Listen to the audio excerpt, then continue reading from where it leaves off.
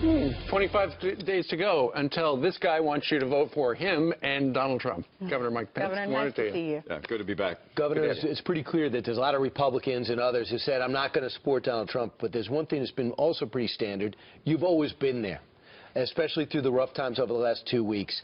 What is the truth behind this, the thought that you were wavering for a while? Well, it's categorically false. Look, my wife and I thought through this invitation to run for Vice President of the United States, prayed through it, and we're in it to the finish. I mean, it's the greatest honor of my life to be able to run and hopefully serve as the next Vice President of the United States alongside a man in Donald Trump who I believe has a right vision for this country. Look, whatever the media is chasing after on any particular day, the truth of the matter is that 7.5 years of Barack Obama and Hillary Clinton's leadership has weakened America's place in the world. It's set wider areas in the Middle East literally spinning apart, and it's stifled the American economy, walked away from our most cherished constitutional principles, and the American people know we can do better. They know we can be stronger, and in Donald Trump, you've got the kind of broad-shouldered leadership that people are responding to. 19,000 people last night in Cincinnati. I'm headed down to Florida this later on today. We oversubscribed the rally, even just when it's me at the podium. There's enthusiasm out there to make America great again, and I couldn't be more honored to be standing with it. You've definitely been busy. The recent polls are out this morning, and we've been anxious to see what they were after the debate, and it shows that Hillary Clinton is beating Donald Trump by 7 points. Here's the latest poll. She's getting 45%, and he's got 38%. Since the last poll, she's up 1, he's down 4. Well, look, you know, it's the old cliche, the only poll that really matters, they finish up on November the 8th. Sure. I think these polls have been all over the map, but I honestly think that there's something missing in the polling these days. What do you mean? Well, it's just, you know, I think Donald Trump has made a connection to the frustrations and the aspirations of everyday Americans like no one in my lifetime since Ronald Reagan.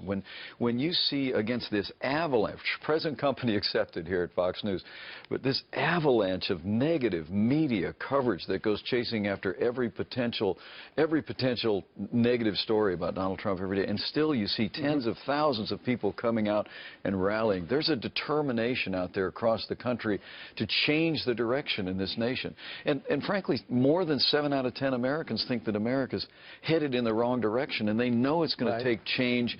And I truly do believe that come Election Day, there could be a whole lot of people that are surprised in the mainstream national press about the way the American people have been willing to rise up and embrace new leadership in Donald Trump. Also, in that poll, it shows that the independents are split. They right down the middle, half for you and half for Hillary Clinton. I heard Donald Trump yesterday. He said that these women have come forward all at the same time. It was orchestrated, that they're telling lies, that it's part of the Clinton machine.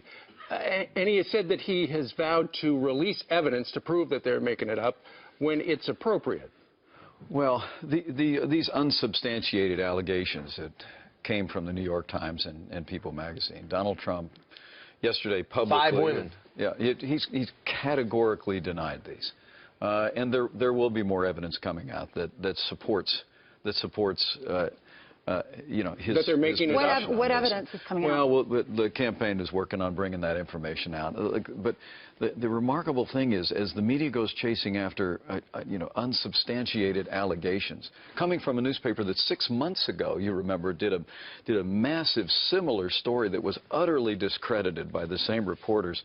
But at the time that many in the national media are chasing after these unsubstantiated allegations, it's remarkable to me they continue to literally ignore the hard evidence that's flowing out of Hillary Clinton's years as Secretary of State in the Clinton Foundation. I mean, whether it's a speech supporting socialized medicine in Canada, a paid speech supporting open borders in Brazil, or whether it be, I think the most concerning of all is that we learned this week that aides to the Secretary of State were directing contracts for the rebuilding of Haiti after the earthquake to friends of the Clintons. I mean, this is exactly the kind of pay-to-play politics the American people are tired of. Perhaps the Catholic Church... And politics is going to end when Donald Trump becomes president of the United States. Perhaps the hit on the Catholic Church is the most devastating, you would think, because 28% of the country is Catholic, and we find out their view of the Catholic Church is medieval. Well, the condescending statements that can only be characterized as religious bigotry, anti-Catholic, anti-evangelical. I mean, to suggest that to be an evangelical, which I am, made a decision for Christ in 1978, it was less socially acceptable than to be a Catholic, but to be Catholic was questionable in the same email. I mean, this is the kind of demeaning statements, and we've called on Hillary Clinton. We're still waiting for Hillary Clinton to denounce these statements and to apologize to people of faith. Well, that's not going to happen. Yeah, Donald Trump yesterday said it's no coincidence that these attacks are coming out, just as the WikiLeaks, which is, to your point, had thousands of damning email. And to your point about where's the news media, look at this. ABC last night spent 9 minutes talking about Trump and his troubles. NBC, 9 minutes, Trump and his troubles, 5 minutes at CBS. And then they talked about WikiLeaks on ABC for 20-some-odd seconds. They didn't talk about it at all over on... 30 seconds on NBC. 30 seconds, thank you very much. The print is really little. 26. No mentions on NBC, and just seconds as well at CBS. Right. What is the mainstream media trying to do to you guys? Well, I think what they're trying to do is change the subject from the failed policies of this administration that Hillary Clinton wants to continue. I mean, the truth of the matter is the rise of radical Islamic terrorism, the renewed aggression by Russia. We wake up this morning, and the Iranians who, my counterpart was just boasting of the Iranian nuclear deal. The Iranians just moved warships near Yemen, and militia in Yemen are firing missiles. Houthi rebels. At U.S. naval ships. Those missiles may well have been paid for by resources the United States just freed up and sent to the Iranians. I mean, the truth is that we need strong leadership on the world stage, and the American people see all of this effort by many in the national media to distract attention from the failed policies of Barack Obama and Hillary Clinton. What would you do? We're going to continue to focus on making America stronger at home and abroad and getting this economy moving again. What would you do about that situation in Yemen if you were the vice president and Donald Trump were president? Well, I think that first and foremost is we would make a commitment to rebuild the American military. I mean, the fact is that our Navy today is smaller than any time since 1916. We have the smallest standing army since the end of World War II. I mean, Ronald Reagan taught us that we can only have peace through strength, and under a Trump-Pence administration, we'll rebuild our military. We'll make sure the world knows that we are committed to be that beacon of freedom, that arsenal of democracy, and frankly, we'll work closely with our allies all across the world to advance American interests from a position of American strength. The WikiLeaks missives do show that Hillary Clinton was making an overture towards Vladimir Putin as late as 2014. Talked about how engaging he was on issues and how important it is to have him, to possibly have him as an ally and not an enemy. What does that tell you about the approach that you guys have to Vladimir Putin? Is it that different from Hillary Clinton?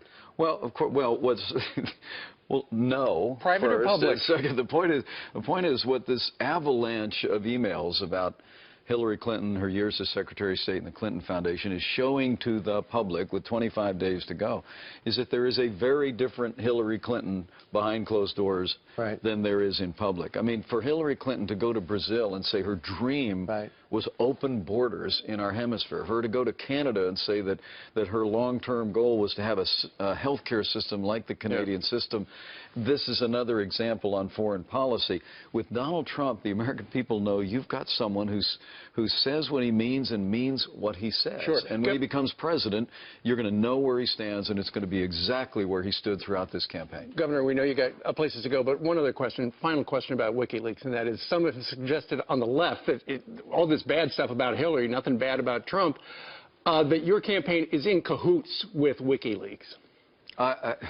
Nothing could be further from the truth. I think all of us have had concerns about WikiLeaks over the years, and it's just a reality of American life today and of life in the wider world. But it doesn't change the fact that here you see the national media chasing after unsubstantiated allegations, allegations that Donald Trump has categorically denied, and ignoring hard evidence of documented evidence of deeds by the Secretary of State, The Haitian issue is the most troubling to me of all, but this avalanche, the American people need to look at the evidence and understand that we have an opportunity to make America great again, but we've got to have new leadership, and that begins the day that Donald Trump becomes president. Right. You're not comfortable with Donald Trump's attack on Paul Ryan, are you? Paul Ryan is my friend, but honestly, I'd like to see Republican leaders supporting the Republican nominee for president of the United States. Yeah. I'm supporting all the Republican nominees in this fall's election. But what's encouraging to me is, despite the fact that some Republicans have decided to go a different direction, the overwhelming majority of leaders, the overwhelming majority of Republicans are standing with Donald Trump as the next president of the United States. But lastly, make no mistake about it, this movement is much bigger than any one political party. I see every day Republicans, independents, and many Democrats who know we can make America great again, and that's why you see the tremendous and growing momentum in this campaign. 25 days left, 7-point deficit. We'll see if you can make it up. Thank you very much. You can sleep in 26 days. For an hour.